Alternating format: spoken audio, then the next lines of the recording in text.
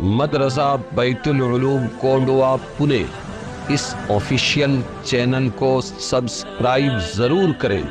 یاد رکھیے، اس سے کسی ایک شخص کو نہیں، پورے مدرسے کو فائدہ ہوگا اور آپ کو اجر عظیم ملے گا۔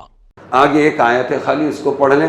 اللہ حکم کرتا ہے انصاف کرنے کا، یاد رکھو، انصاف کرنے کا اور بھلائی کرنے کا، والاحسان وایتاء ذی القربی، اور قرابت والوں رشتے والوں کے دینے کا، ایتا رشتے والوں کو دینے کا، وینہی عن الفحشاء، اور منع کرتا ہے بے حیائی سے، والمنکر، اور نامعقول کام سے، والبغی، اور سرکشی سے، یعظکم، تم کو سمجھاتا ہے اللہ تاکہ تم یاد رکھو۔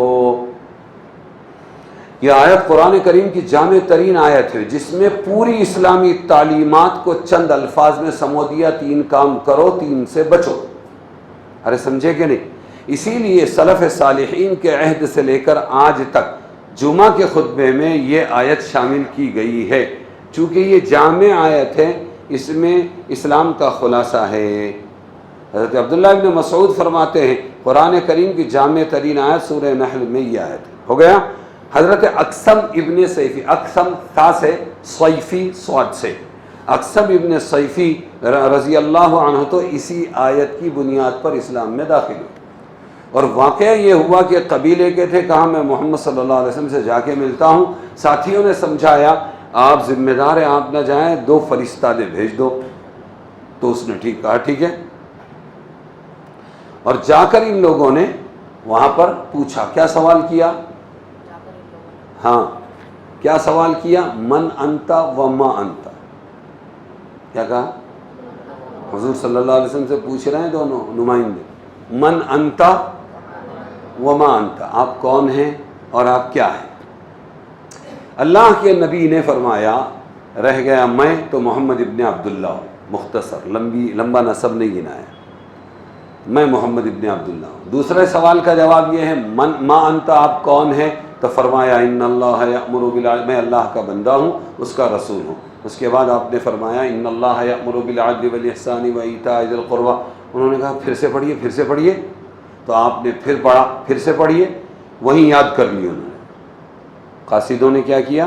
اس آیت کو یاد کر لیا۔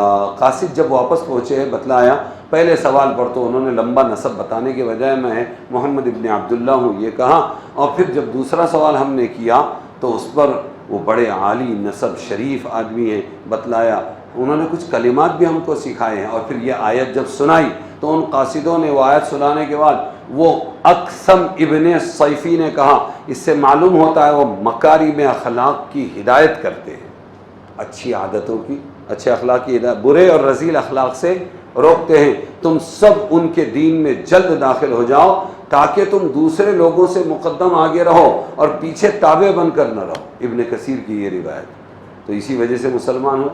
اسی طرح عثمان ابن مظعون کہتے ہیں مسلمان تو بن گیا تھا لیکن ابھی کچا تھا۔ جب میں نے یہ آیتیں حضور سے سنی، ان اللہ یأمر بالعدل والاحسان، تو میں پکا ہو گیا۔ سمجھ میں آیا؟ دل میں اسلام کی عظمت گھر کر کے جب رسول صلی اللہ علیہ وسلم نے یہ آیت ولید ابن مغیرہ کے سامنے تلاوت فرمائی تو وہ اپنے قریش کا، قوم کا، کافروں کا نمائندہ بن کے آیا تھا۔ اس نے جا کر کہا واللہ ان لہو لحلاوہ وان علیہ لطلاوہ وان اصلہ لمورق واعلاہ لمثمر وما هو بقول بشر۔ کیا کہا؟ خدا کی قسم، اس میں ایک خاص حلاوت ہے اور اس کے اوپر ایک خاص رونق ہے اور نور ہے، اور اس کی جڑیں اور شاخیں اور پتے نکلنے والے ہیں اور شاخوں پر پھیلنے والے ہیں۔ یہ کسی انسان کا کلام ہرگز نہیں ہو سکتا۔ مشرک ہو کر اس نے اس کی تائید کی۔ تو اللہ نے 3 چیزوں کا اس میں حکم دیا، بولو کیا کیا؟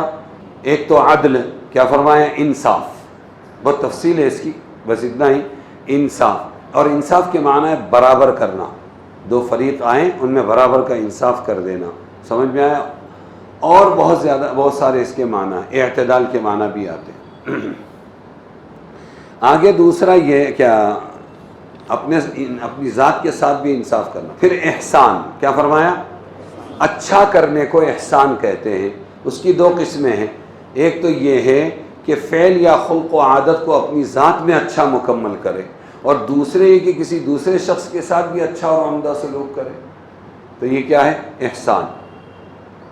اور وہ حدیث جبرائیل میں احسان ہے کہ احسان یہ ہے کہ تم اپنے اللہ کی ایسی عبادت کرو گویا کہ تم اس کو دیکھ رہے ہو، یا کم سے کم اتنا تو دھیان جما لو کہ وہ تم کو دیکھ رہا ہے، سمجھے؟ خلاصہ یہ ہے کہ دوسرا حکم اس آیت میں احسان کا آیا ہے، اس میں عبادت کا احسان، اس میں عبادت کا احسان حدیث کی تشریح کے مطابق بھی داخل ہے۔ آگے ایتاء ذی القربیٰ، تیسرا حکم کیا ہے؟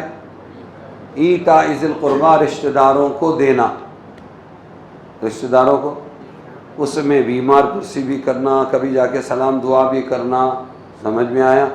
لیکن خاص طور سے کہا کہ اس میں سب سے بڑا رشتہ داری جوڑنے، صلہ رحمی کرنے کا راستہ کیا ہے کہ کچھ نہ کچھ دیتے رہو۔ ارے سمجھے کہ نہیں سمجھے؟ کچھ نہ کچھ اپنے رشتہ داروں کو، غریبوں کو دیتے رہو تو ناطے جڑیں گے۔ یہ تین حکم ایجابی تھے، کرو جب کہیں گے تو اس کو کہیں گے ایجابی حکم، مت کرو اگر کہیں گے تو پھر وہ کیا ہے؟ ممانعت والے حکم۔ وَيَنْهَى عَنِ الْفَحْشَاءِ وَالْمُنْكَرِ وَالْبَغْيِ، اور روکتا ہے اللہ تعالیٰ تم کو کاہے سے؟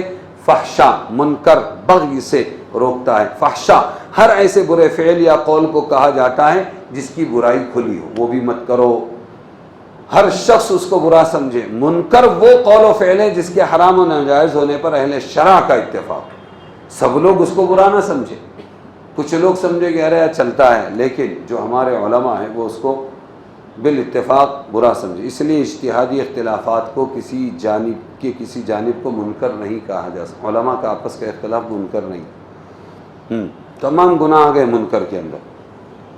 بغی، حد سے تجاوز کرنے کو کیا کہتے ہیں؟ بغی، بغاوت، بغی۔ ہاں تو چونکہ اس کا اثر متعدی ہوتا ہے، ایک باغی ہوا تو کئی باغی ہو جائیں گے، بعض اوقات یہ تعدی باہمی جنگ و جدال تک پہنچ جاتی ہے، یا اس سے بھی آگے عالمی فساد تک پہنچ جاتی ہے۔ حدیث میں نبی کریم صلی اللہ علیہ وسلم کا ارشاد ہے، ظلم کے سوا کوئی گناہ ایسا نہیں ہے جس کا بدلہ اور عذاب جلد دیا جاتا ہو۔ ظلم ایک ایسا گناہ ہے، آخرت میں جو سزا ملے گی، دنیا میں بھی اللہ اس کو عذاب دے گا، یہی ہے بغی۔ تو اس سے بچو، اس سے معلوم ہوا کہ ظلم پر آخرت کا عذاب شدید تو ہونا ہی، اس سے پہلے دنیا میں بھی اللہ تعالیٰ ظالم کو سزا دیتے ہیں، اور اللہ تعالیٰ نے مظلوم کی مدد کرنے کا وعدہ فرمایا ہے۔ اس آیت نے جو 6 حکم ایجابی اور تحریمی دیے ہیں، 3 تحریمی حرام، 3 ایجابی کرو، اگر غور کیا جائے تو انسان کی انفرادی اجتماعی زندگی کی مکمل فلاح کامیابی کا نسخہ اکسیر ہے۔ ان کو یاد کرنا، پھر ان کو اپنی زندگی میں لانے کی کوشش کرنا، یہ ہے خلاصہ تفصیل۔